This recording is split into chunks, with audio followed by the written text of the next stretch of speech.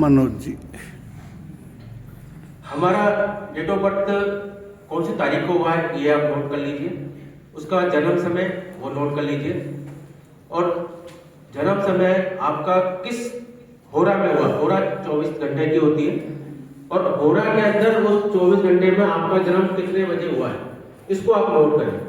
उस होरा को देखिए 24 घंटे में आपका किस होरा में हुआ, उसके आगे और पीछे कौन सी होरा चल रही है।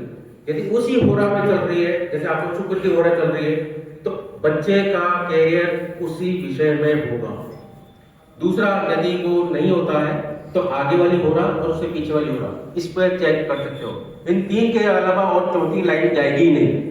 सबसे बड़ी बात, यदि कुंडली में ये और चेक करें कि वो छठे आठवें 12वां नहीं हो, दूसरा अस्त नहीं हो, नीच का नहीं हो, और वो डिग्री वाइज थोड़ा ठीक हो। यदि वो अच्छा है तो उसका कैरियर इसी क्षेत्र में होगा, क्योंकि आजकल इतना सारा वो हो गया है कि समझ में नहीं आता कोई कैरियर किस विषय में बताए, कोई किस विषय में बताए। इतने सारे कैरियर बन गए, समझ में नहीं आता। तो सबसे बेटर तरीका यही है कि आप इसको चेक कर लें, आपका जन्म कौन से घंटे में हुआ है, उसकी होरा कौन सी चल रही है, शुक्र की चल रही है, गुरु की चल रही है, या उसके आगे पीछे की चल रही है। उसी क्षेत्र में ही उस बच्चे का भविष्य होगा, और उसी सब्जेक्ट से उसको पढ़ाई कराई जाए तो वो सबसे ज्यादा फायदेमंद रहती है। ये मेरी छोटी सी रिसर्च है जो मैं इसको कई सालों से कर रहा हूँ, और इसमें काफी सफलता मिली है। ठीक है सर, जय सर। बहुत सुंदर सर। उनके महत्व हमें बताया। अब मैं आमंत्रित करना चाहूंगी विनोद जी शास्त्री, मुरादा नगर से जो स्वागत है सर आपका।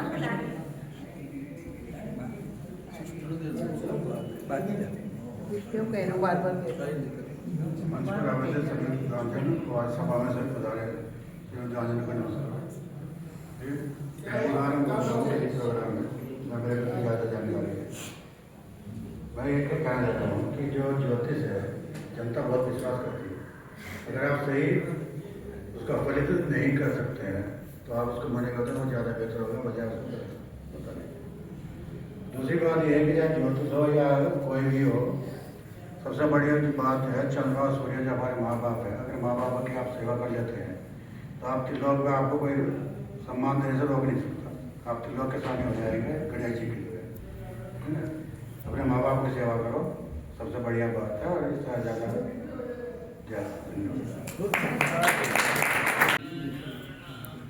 अर्शन जी,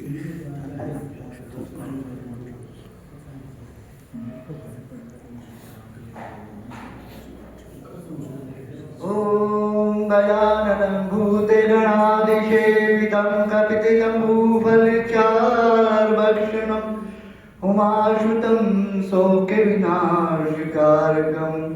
नमामि विघ्नेश्वरपादपङ्कजम्। गुरुर्ब्रह्मा गुरुर्विष्णु गुरुर्देवो महेश्वर, गुरुर्साक्षात् परब्रह्म तस्मै श्री गुरुवे नमः। केषां न विद्यां न तपो न दानं न ज्ञानं न शीलं न गुणो न धर्मं, ते मृतलोके भुवि भारभूता मनुष्यरूपेण मृगश्चरन्ति।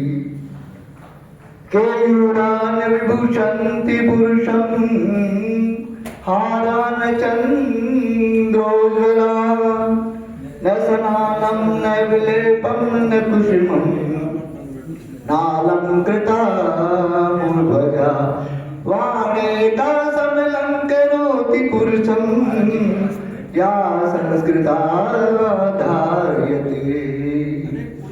सर्वप्रथम आज के हमारे मंच पे विराजमान विद्वान व साथ में जो आज का हमारा संगोष्ठी का जो 2 दिवसीय जो संगोष्ठी है, जो मोहरी देवी तापड़िया विद्यालय, यहाँ पर विराजमान सभी ज्योतिषाचार्यों का हार्दिक अभिनंदन। मैं हरिश्चंद्र शर्मा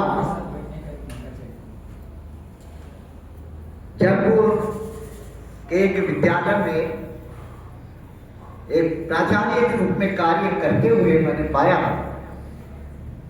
कि आज हम अपनी संस्कृति, हमारी सभ्यता और हम जो संस्कृति के साथ साथ सकारात्मक सोच के प्रति आकर्षित होने के लिए ज्योतिष के प्रति, आयुर्वेद के प्रति, अपनी संस्कृति के प्रति कैसे अपने आने वाली पीढ़ी को जागरूक करें, इस पर एक विचार केवल आज हम ज्योतिषाचार्य नहीं, पूरी संस्कृति का समावेश मिलता है हमारे इसी वैष्णव कुटुंबकम की भावना जब जागृत होती है मनोभाव में, वो आत्मा में सकारात्मक सोच का जो संचार होता है, तो मन के भाव जो उजागर होते हैं, तो उस वाणी में कहते 24 घंटे में व्यक्ति के अंदर एक वाणी निकलती है और वो सच साबित होती है, और इसी को कहते हैं ज्योतिष। जब आपके मन और भाव में ज्योतिष का समावेश तभी है कि आपकी आत्मा में जो विचारधारा है, जो अच्छे विचारों की समावेश है। आपने एक शब्द कहा था माता पिता। जब माता पिता की सेवा करते हैं तो वो हमारी संस्कृति जो पुरानी पद्धति चली आ रही है, जो श्लोक होते थे हमारे विद्वान जब पढ़ाते थे, कोई किताबें नहीं होती थी, लेकिन क्या होता था, वो ज्ञान का प्रसार गुरु से विद्यार्थी सीखता था और कंठस्थ सीखता था, किताबें नहीं थी उस समय, और उसको आगे विचारों को आगे बढ़ाने का काम करता था। हम ज्योतिषाचार्य, आयुर्वेदाचार्य, सबको इस चीज को आगे बढ़ाने के का कार्य करना पड़ेगा। अपनी सोच में सकारात्मकता लानी पड़ेगी। और कहा गया है इसके अंदर 2-3 चीजों को मैं इसमें कहता हूं। ज्योतिष क्या सकारात्मक सोच। अगर आप व्यक्ति के अंदर समस्या का समाधान के लिए कर दोगे तो अपने आप वो कार्य को करने में सफल होगा।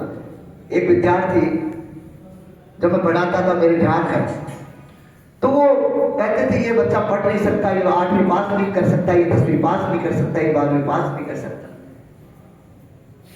मैं आपकी सब कुछ बातों से बड़ा सुन रहा था, अच्छा लगा। मेरी व्यथा थी, आपकी व्यथा थी, और आपकी कहते ना एक शब्द और भी है इसमें, जो आपकी व्यथा है इससे संबंधित शब्द बोलूंगा मैं, कि जब कोई चीज है जिसके अंदर समस्या है तो उसके अंदर समाधान, समस्या न बने समाधान बने, समाधान का रास्ता निकाले, तब तो आप आगे बढ़ने के लिए बढ़। समस्या बनना, पत्थर बनना, रुकावट बनना, इनको ही बन सकता है, लेकिन उसके समाधान के प्रति हम जागरूक करें तो वो सबसे बढ़िया। तो उस विद्यार्थी के बारे में बताया था, उस विद्यार्थी ने वो नहीं पढ़ सकता, उसको उन्होंने समझाया, बेटा देख तेरा पिता है वो चक्की चलाता है, बड़ी मुश्किल से तेरे को पढ़ाता है, अगर तू पढ़ेगा कुछ बनेगा तो इनको लगेगा कि मैंने मेरे जीवन में कुछ किया। माता पिता यही चाहते हैं कि हमारा बच्चा कुछ बने, और उसके लिए क्या है, समझाना एक थोड़ी सी है, तो 5वीं किया, 8वीं किया, 10वीं किया, 12वीं किया। कहने का तात्पर्य कि जब सोच लगन, अगर लक्ष्य आपका पूर्ण हो तो जीवन की कोई रास्ता नहीं है जो आपकी समस्या का समाधान नहीं हो सकता।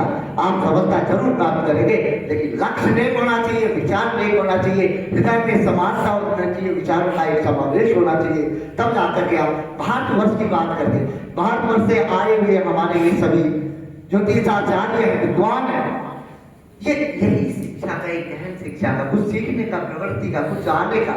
देखो मैं तो जहां भी जाता हूँ मैं एक ही चीज करता हूँ, एक विद्यार्थी, और विद्यार्थी क्या करता है कि जब एक अच्छा वक्ता बनने के लिए अच्छा श्रोता बनना जरूरी है। जब आप बातचीत करते हैं, देखो मैं जब बातचीत करते रहते हैं और जो मंच पे विराजमान लोग अच्छी बातें करते हैं, आप सुन नहीं रहे, तो कभी आप एक अच्छे वक्ता बन नहीं सकते। अच्छे वक्ता बनने के लिए सबसे पहले अच्छा श्रोता बनना पड़ेगा। एक अच्छे अगर शिक्षक बनना है तो सबसे पहले अच्छा विद्यार्थी बनना होगा। तो अगर हमारी लगन, हमारी सोच में अगर एक विचार आगे आ गए तो हम भारतीय संस्कृति को पूरे विश्व स्तर, जिसको कहते हैं ना विश्व गुरु जिस भारत देश को कहा जाता है, यूनान, मिस्र, रोमा सब मिट गए जहां से, यूनान, मिस्र, रोमा सब मिट गए जहां से, की बात है कि हस्ती मिटती नहीं हमारी। यूनान, मिस्र, रोम सबकी संस्कृति समय के साथ साथ खत्म हो गई, लेकिन भारतीय संस्कृति आज भी क्या है, चलायमान है। क्यों? क्योंकि हमने सबको समावेश किया, सभी धर्मों के लोगों को समावेश, सभी धर्म, भारतवर्ष ही एक एकमात्र ऐसा देश है, सभी धर्मों के लोग, इतने भाषा भाषी लोग, जब कह रहे थे ना अपने मारवाड़ी भाषा ही बता रहे थे, मारवाड़ी कितनी भाषाओं का समावेश है। ये एक इतना बड़ा जो हमारा भारतवर्ष है, रंगीला भारत है, तो ऐसा संस्कृति कहीं नहीं है। उस संस्कृति को हमें पूरे विश्व स्तर पे बढ़ाना है, ये हमारे सौभाग्य है। हमारी संस्कृति आगे बढ़ रही है। कुछ शब्द मैं बोलूंगा, है ना, कि ज्योतिष है ज्ञान दर्शन है, ज्योतिष है भाग्योदय का द्वार है, ज्योतिष है एक विज्ञान है, ज्योतिष है संस्कृति उत्थान प्रगति का मिशन है, ज्योतिष है बच्चों को आर्ट की विद्या को आगे बढ़ाने का मिशन है, ज्योतिष है बच्चों के सर्वांगीण विकास का एक दृष्टिकोण है।